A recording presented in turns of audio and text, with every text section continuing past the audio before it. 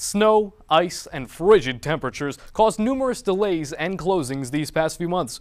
Needless to say, a normal week was hard to come by. But despite winter's worst, there was still plenty going on in the halls of Lenape High School. With a much-needed spring ready to arrive, we are here to report on the winter that was here at Lenape. It's all right here on the Winter 2014 edition of Tribal News, which starts right now.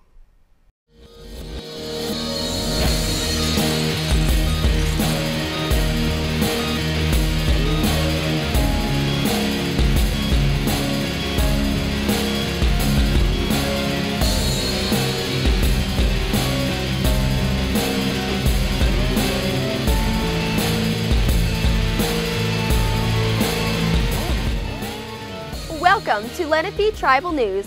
I'm Lauren Clemence alongside Jack Watson. Since our last episode, students and staff have been busy planning events, raising money for charity, and just enjoying school life. And Lauren, with all the snow days and delayed openings this year, it felt like we were barely in school these past few months. There is plenty that happened, though. What do you have to start us off, Lauren? Well, Jack, a single event brought together an entire community to make a difference in the lives of children. A book drive was held in February to honor a fallen member of our Lenape family. Let's send it to Aaron Sawatsky with more information on this story. It is amazing to see how a single event can bring together a school of 2,000 students. A book drive was held in honor of Ibo Eberling, a student who passed away after his battle with cancer, and together the school worked towards a common goal. Ibo Eberling was a strong and inspiring young man who fought valiantly against cancer. When the Lenape family lost him, the school came together and became one. He was the embodiment of strength and courage. His story is one to be remembered and cherished. That is why a book drive was held in his honor. Stories have great importance in the development of young children. The books raised were donated to the Children's Hospital of Philadelphia, the same hospital that Ibo fought at. The book drive at Lenape was sponsored by the Reach Out and Read program. The Reach Out and Read program reaches a child through effectively teaching the parent to start lifelong learning in the home. The program has collected over 4.1 billion books and has affected the lives and learning development of millions of children nationwide. Lenape set the goal of 2,400 books to correlate with Ibo's hockey number 24. Mrs. Bassarello is the Community Service Club advisor and was in charge of the book drive. The books are collected through Reach Out and Read program, which is a nationally recognized program that started in Boston, and they go to CHOP University Hospital's affiliate pediatrics offices. There are 9 in the Philadelphia area. The hard times that fell over the school showed how connected the students are. The book drive has shown how over 2,000 students can come together to make a difference. Ibo may have left our Lenape family, but his legacy still lives on and will forever be remembered. His story is one of greatness, and his positive outlook on life should inspire others. Children's books tell stories that they will carry on for the rest of their lives, and Ibo should be one told to everyone. Pat Fay is class president and was a good friend of Ibo's. His entire time here really made people think about their own problems, made you think about how his problems are greater, and if he can do what he's doing, we can definitely do what we're doing. The book drive is a huge success, and the goal of 2,400 books was surpassed by more than half. Ibo's life and story that he left us will always serve as inspiration to always smile when things get tough. The books donated will surely teach a valuable lesson to the receivers of the importance of stories and remembering all of the characters that come into our lives. I'd like to thank Pat Fay and Mrs. Bassarello for all of their help. For Tribal News, I'm Aaron Sawatsky. Now back to the studio. The Readers Club, a small group run by Mr. Wiegand, has been slowly growing over the past 2 years. Let's send it to Caleb Demery, who is here to tell us more about this fledgling club. Students are encouraged to perform in extracurricular activities, which range from competitive clubs such as Storm Robotics to more social organizations such as Interact Club. Readers Club, an in-school book club still in its infancy, promotes not only growth in the students' knowledge, but also in their social interaction.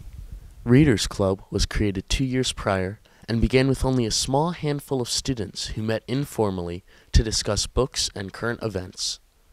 Over its short running span so far, this in-school book club has been gradually gaining more members. While it is still not extremely well known, it has grown to around a dozen people who discuss books every 2 to 3 weeks in the media center after school. There are many important aspects of the club, one of them being encouraging students to enjoy reading novels and stories different than the literature assigned to them in school. Ruth Demery, one of the Readers Club's officers, tells us about why she enjoys being involved with Readers Club. I love being an officer because it's really fun to be able to lead the discussion and see how everyone else thought of a book that you just read. We do books from all sorts of places. Some of the recommendations would be books I had read and actually not liked, but we put them in there because we wanted to include all kinds of novels, and it allowed the club to decide what they were going to read. Ruth also told us about the positive aspects of being involved with Readers Club. I was immediately introduced to thousands of different kinds of books that I otherwise would never have chosen to read. You learn about new genres, and I always used to say, I like fantasy, I like fiction, I do not like nonfiction. But I've read a couple nonfiction because, of course, everybody in Readers Club has different tastes. And you learn, wow, this is actually a really good book.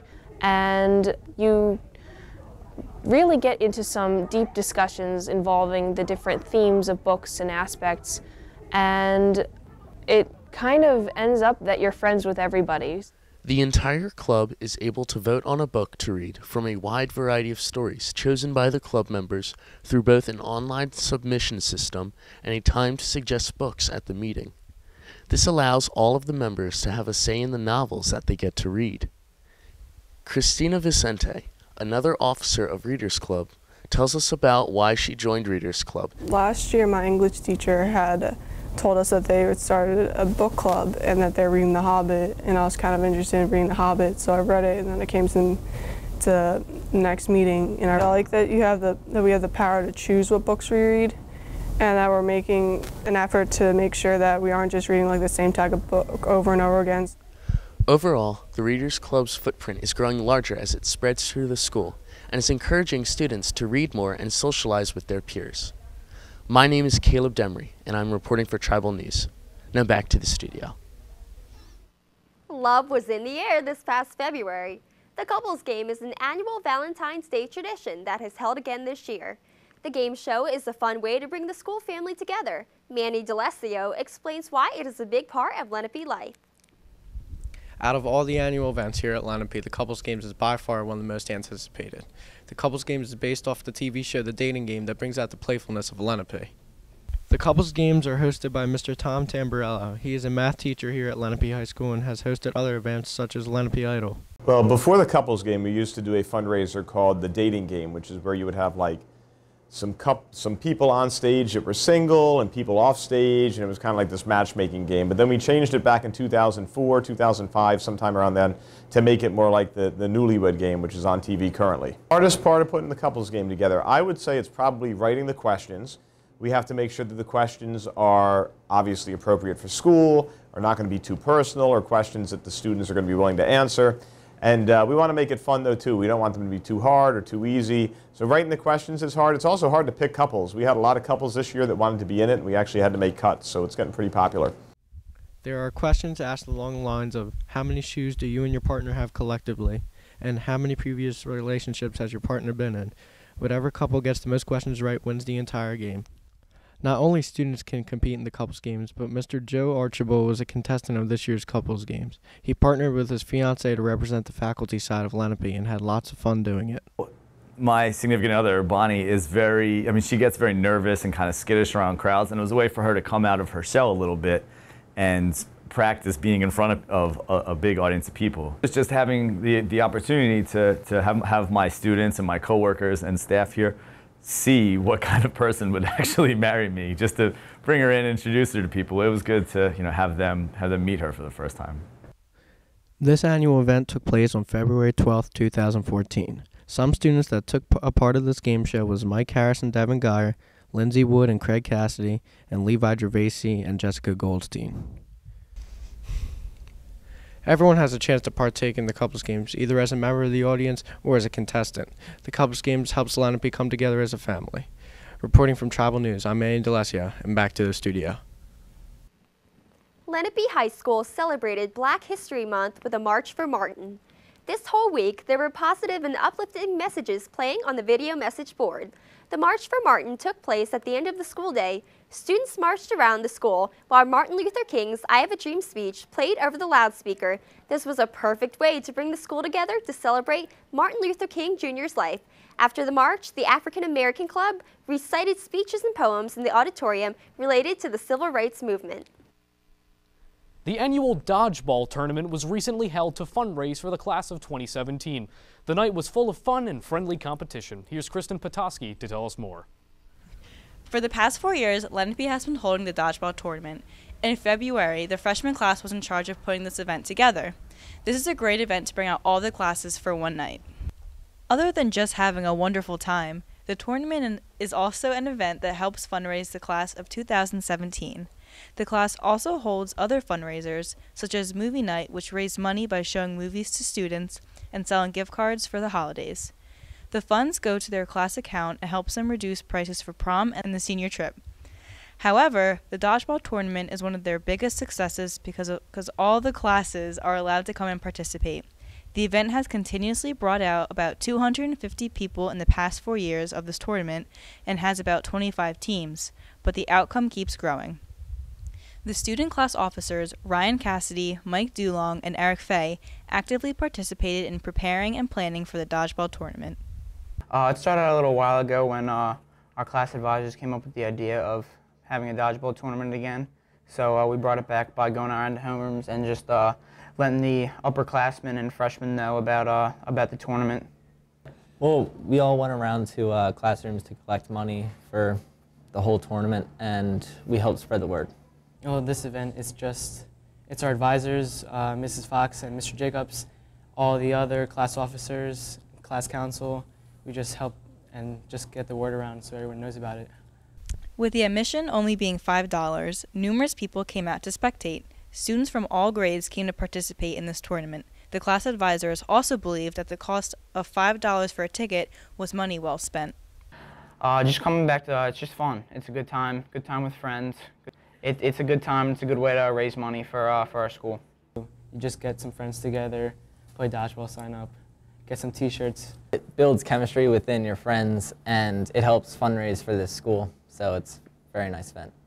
This year, a ton of people came out to support the event. Teachers and former students also came out to help participate in the event.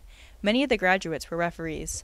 After a long night of exciting competitions, the winning team was the Dirty Dodgers, a team composed of some freshman students. A lot of money was brought in, and there are high expectations for next year because of their recent success. The Dodgeball Tournament was a great event that united all the grades into one night of fun. I'd like to thank Ryan Cassidy, Mike Dulong, and Eric Fay for speaking with us. For Tribal News, I'm Kristen Petoskey, back to the studio. What better way to spend your Friday afternoon than to dedicate the time to put smiles on the faces of students who need it most?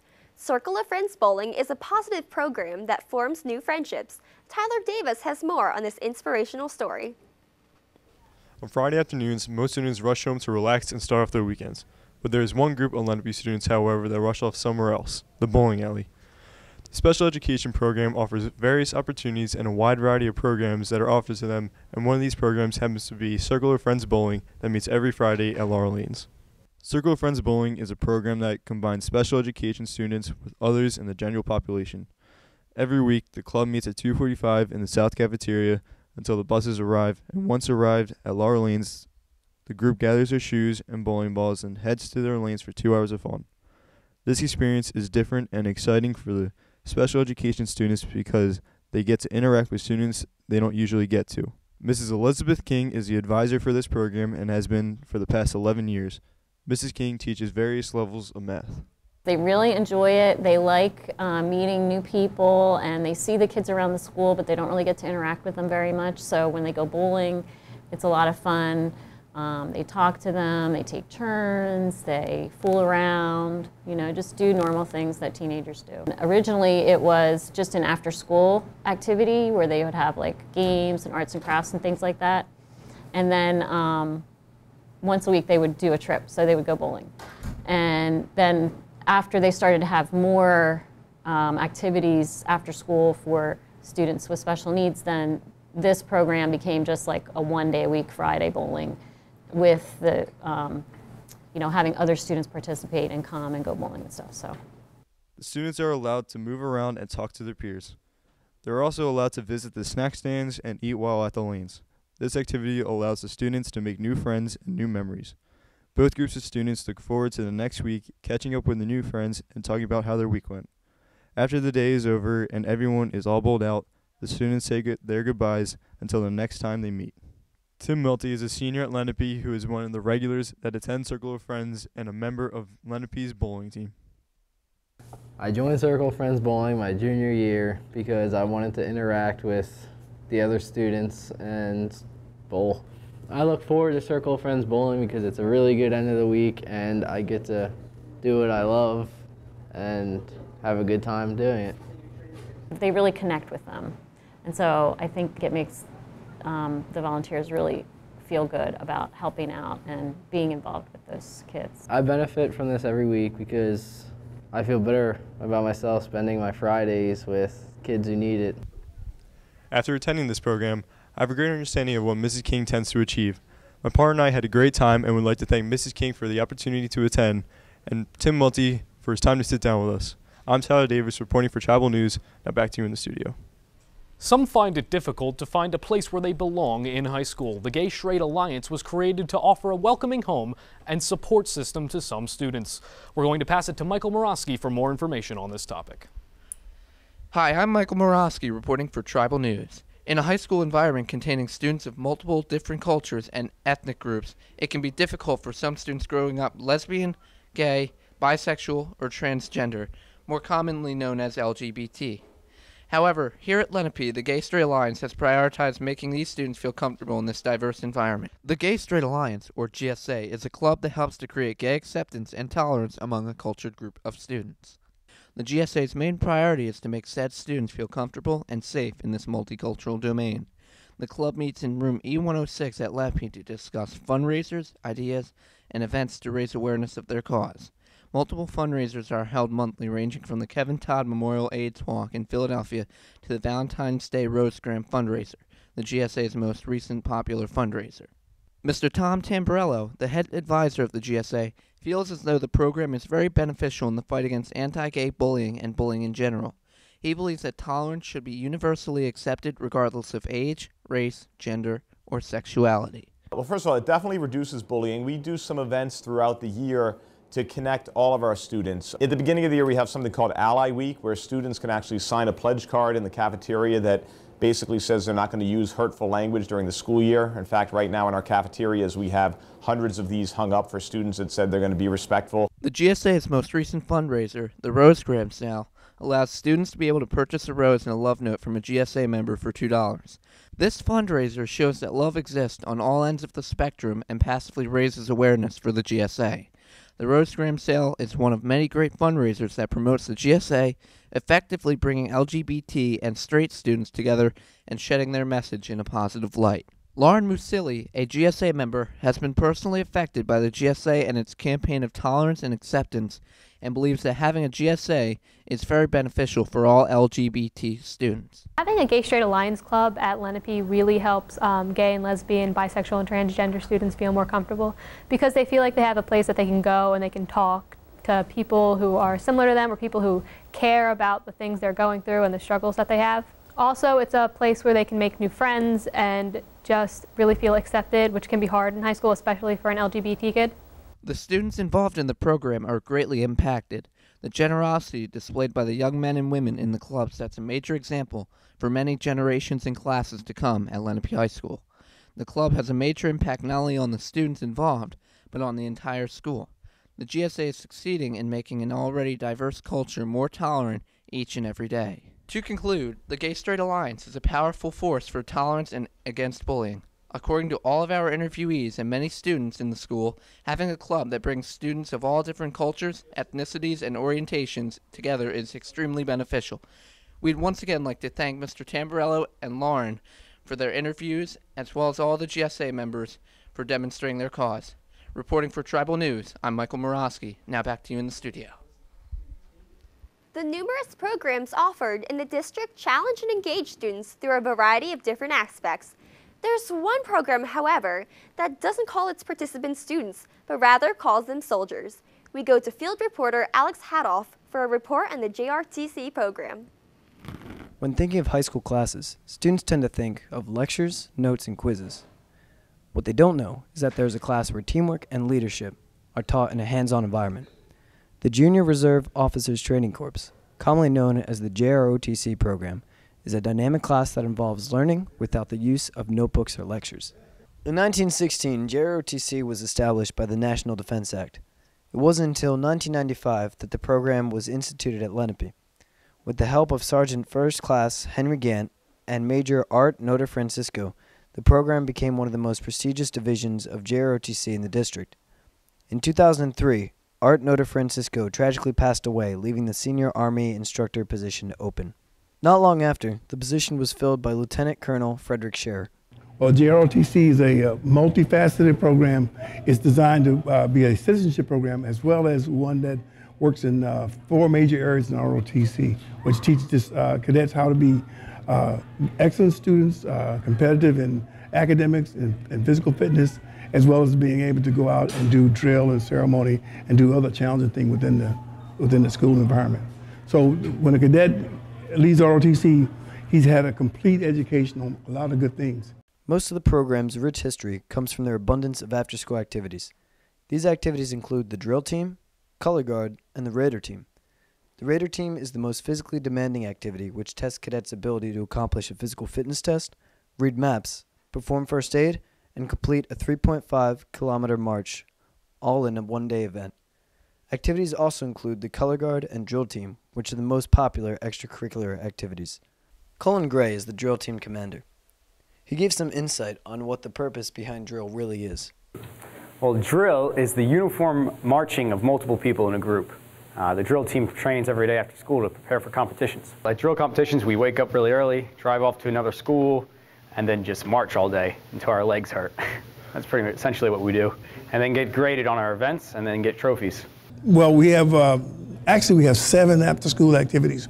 The first one is we have a competitive drill team. In fact, we won the 2nd Brigade's South Jersey League Championship this year for the 2nd year in a row.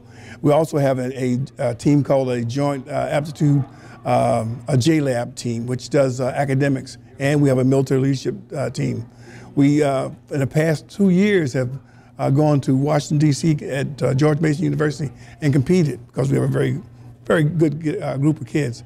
In fact, the JROTC is more of a mirror of the students that you have at Lenape, of a great crop of kids. And then we have our Raider team, which is a excellent physical fitness team, and then our Cadet Challenge team.